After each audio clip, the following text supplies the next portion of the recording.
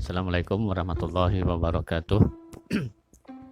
Para pemirsa yang berbahagia, pada kesempatan ini kita akan mencoba untuk menengok kembali, meninjau kembali sejarah benua kita, benua Banjar, Kalimantan, masa silam. Kerajaan Banjar masa silam bisa kita bagi dalam dua periode atau dua masa, yaitu masa kerajaan Banjar Hindu dan kerajaan Banjar Islam. Nah, masing-masing ini nanti akan kita uraikan satu persatu. Pada kesempatan ini kita lebih dahulu akan menguraikan tentang kerajaan Banjar Hindu. Mungkin sebagian kita sudah banyak mengetahui, tapi sebagian kita juga banyak yang belum mengetahui, terutama generasi muda dan anak sekolah. Kerajaan Banjar Hindu ini diperkirakan berkuasa di benua Banjar, Kalimantan Selatan pada tahun 1300-an sampai dengan 1520, perkiraan seperti itu. Adapun raja-raja yang berkuasa ada 7 orang, yaitu yang pertama adalah Pangeran Suryanata bersama istrinya Putri Junjungbuih. Kemudian melahirkan anak, di antara anaknya bernama Surya Gangga Wangsa, ialah yang menjadi Raja Banjar yang kedua. Yang ketiga adalah Putri Kalungsung, ini seorang putri yang bersuamikan Pangeran Carang Lalian. Kemudian Raja Banjar yang keempat adalah Pangeran Sekar Sungsang. Pangeran Sekar Sungsang yang bergelar Maharaja Sari Kaburangan. Kemudian dilanjutkan lagi dengan Raja Banjar yang kelima, yaitu Pangeran Sukarama. Selanjutnya Raja Banjar yang keenam Pangeran Mangkubumi.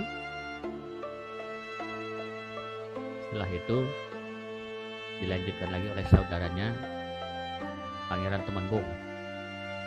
Pangeran Temanggung ini adalah bersaudara dengan Pangeran Mangkubumi. Dia juga beberapa pangeran yang lain seperti Pangeran Bagalung. Ceritakan bahwa ketika Pangeran Sukarama wafat, dia sebenarnya ingin mewariskan tahta kerajaan kepada cucunya, yaitu Pangeran Samudra. Orang tuanya adalah Pangeran Mantrijaya, anak dari Pangeran Begawan. Pangeran Begawan ini juga salah seorang anak dari Pangeran Sukarama.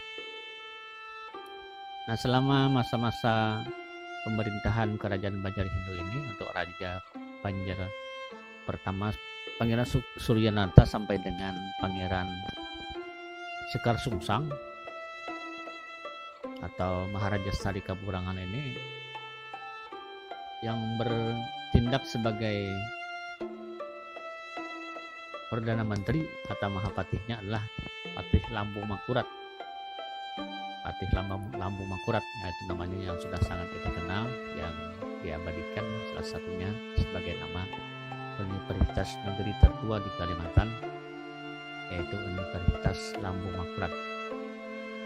Kemudian di masa Raja Banjar yang kelima sampai ketujuh, bertindak sebagai Perdana Menteri atau Mahapatih adalah Arya Taranggana. Arya Taranggana ini adalah putra dari Arya Megatsari. Arya Megatsari ini adalah salah seorang tokoh dalam lingkup kerajaan Banjar Hindu yang dulu ikut ke Majapahit untuk menjemput Pangeran Suryanata dari Majapahit. Perlu kita garis bawahi bahwa dalam kepercayaan dulu di zaman kerajaan Banjar Hindu itu ada semacam kepercayaan bahwa yang berhak untuk menjadi raja itu cuma kalangan bangsawan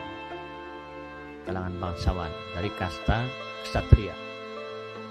Nah, sementara para tokoh Banjar yang datang ke benua Banjar ketika itu yaitu Empu Jatmika bersama istrinya Si Ramanguntur, itu mereka merasa bahwa mereka berasal dari kasta sudra, kasta pedagang, bukan kasta bangsawan, kasta ksatria.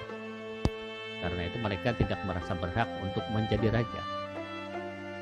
Bahkan ketika itu ada kepercayaan bahwa barang siapa orang biasa, orang Jawa yang bukan berasal dari kasta ksatria ingin menjadi raja, maka dia akan dikutuk dewata,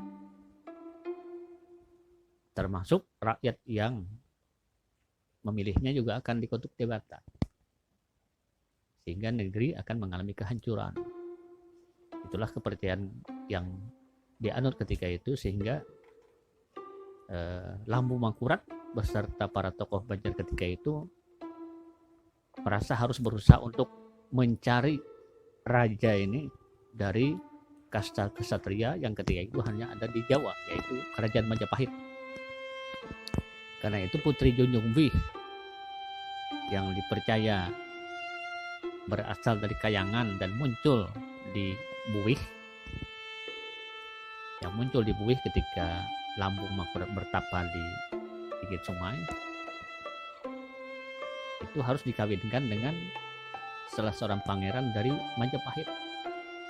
Meskipun Junjungwih ini sendiri namanya masih kontroversial, karena ada juga yang mengatakan bahwa beliau itu adalah bernama Putri Ciptasari, Galuh Ciptasari, yang berasal dari Gunung Batu Piring Balangan. Dia bukan muncul dari Buwih, tetapi kepercayaan orang-orang dahulu itu muncul dari Buwih dan berasal dari makhluk gaib kan. Memang dulu-dulu seperti itu banyak orang-orang percaya. Kita yang hidup sekarang, biarlah kita anggap hal itu sebagai cerita tradisi lisan yang memperkaya khazanah kebudayaan kita.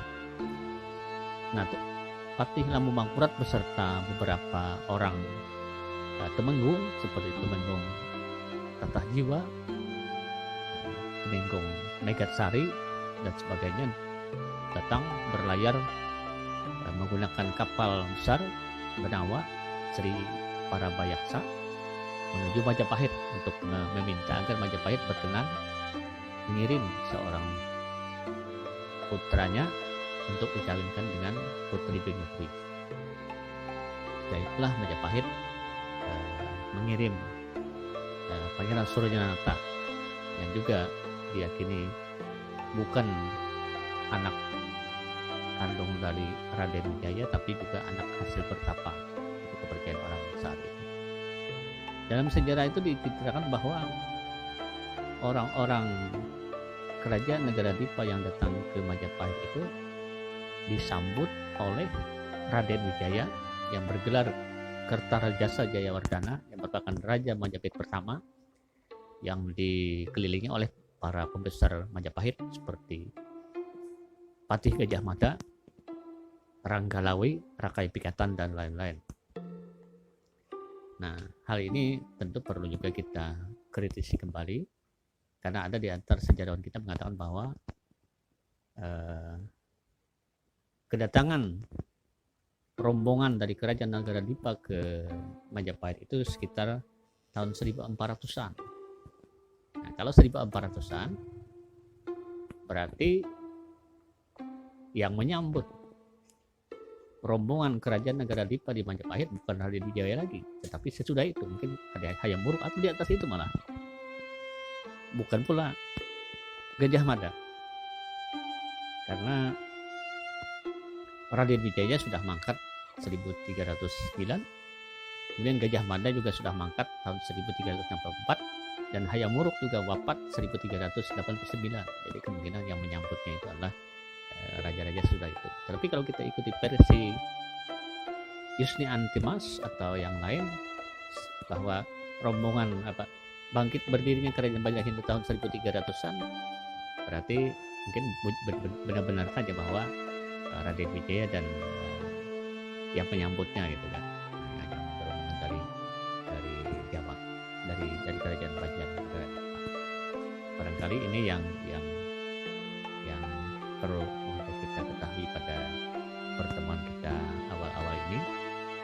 nanti kita akan lanjutkan lagi pada episode selanjutnya. Terima kasih. Assalamualaikum warahmatullahi wabarakatuh.